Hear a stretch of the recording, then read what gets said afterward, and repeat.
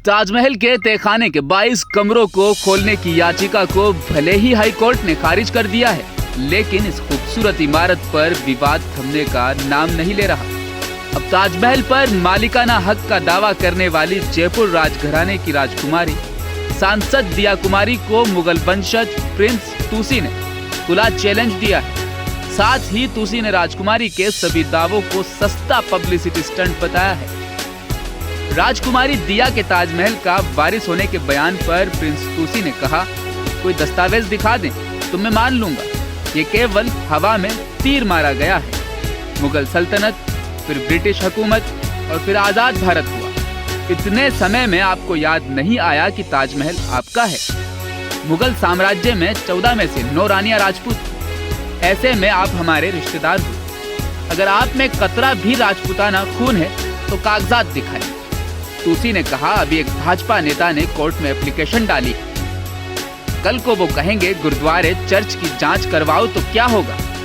मेरी देश की जनता से अपील है कि ऐसे लोग चीप पब्लिसिटी के लिए हिंदू और मुसलमान में कंट्रोवर्सी करना चाहते हैं। ऐसे लोगों की बातों पर ध्यान न दिया जाए।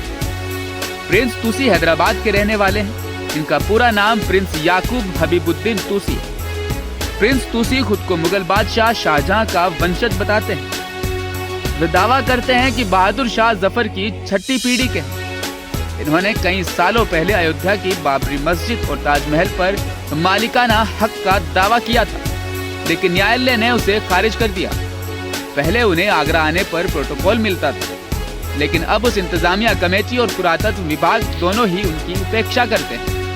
प्रिंस के ताजमहल आने पर CISF की सुरक्षा अभी भी उन्हें मिलती है। प्रिंस तुसी ने बताया कि 4 साल पहले उन्होंने हैदराबाद कोर्ट में DNA जांच की अपील की थी। इसके बाद उनको मुगल वंशज माना गया है। हालांकि अब राजघराने जैसी सुख सुविधाएं खत्म हो चुकी है, इसलिए उन्हें मुगल संपत्तियों पर मालिकाना हक नहीं मिल सकता।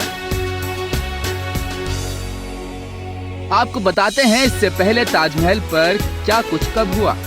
1965 में इतिहासकार P.N. ओक ने अपनी किताब में दावा किया कि ताजमहल एक शिव मंदिर है। 2015 में आगरा के सिविल कोर्ट में ताजमहल को तेजो महल मंदिर घोषित करने की याचिका दाखिल हुई। 2017 में बीजेपी सांसद विनय कटियार ने यूपी के CM योगी आदित्यनाथ से ताजमहल को तेजो महल घोषित करने की मांग रखी थी। और मैं दिया कुमारी से करूंगा कि आपने इस बयान को देकर अपनी हंसी, आप मजाक सारे हिंदुस्तान में राजपूत घराने को, एक शाही खानदान को आप बदनाम किए। क्योंकि मेरा हिंदुस्तान मुगलों में जो है 27 में से 14 रानियां जो है महाराज जो क्वींस थे वो राजपूत थे। तो मेरा ननियाल भी है, तो मेरे ननियाल के हिसाब से आप भी मेरी रिश्तेदारी छोना। क्योंकि अब मैं आपके जो है दामाद जी का आपके दामाद जो हमारे घराने में जो मुगल सल्तनत है उनके जो है पूरे परंपरा में ननियाल है। तो उस हिसाब से आप तमाम राजपूत घरानों को, क्योंकि राजपूत एक जबान का पक्का होता है, एक बहुत रॉयल फैमिली है, तो तमाम राजपूतों को बदनाम मत कीजिए।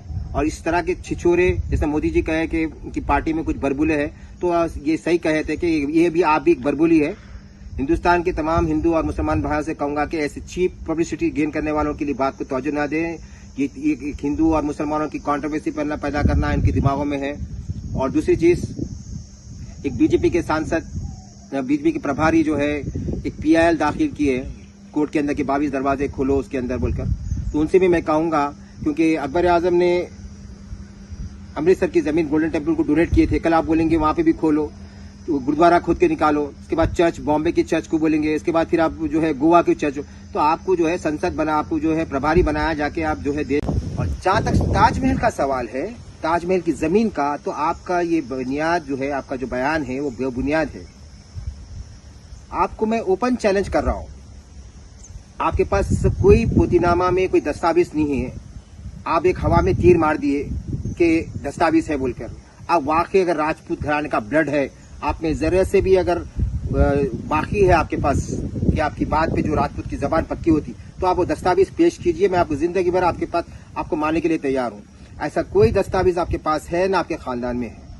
जहां तक सवाल, आपने कहा कि इतने साल जो है मुगल सल्तनत, 340 साल तक जो है मुगल सल्तनत जो है वहां पर हिंदुस्तान पे राज किए। अकबर आजम, जहांगीर, शाहजहां, बहादुर शाह जफर के जो बीवी थे वो भी आपके घराने के पोते थे। जब आपको याद नहीं आया कि कि आपकी जो है दस्तावेज आपके पास है ताजमहल की जो प्रॉपर जयपुर बनने से पहले वहाँ पैलेस था आपका।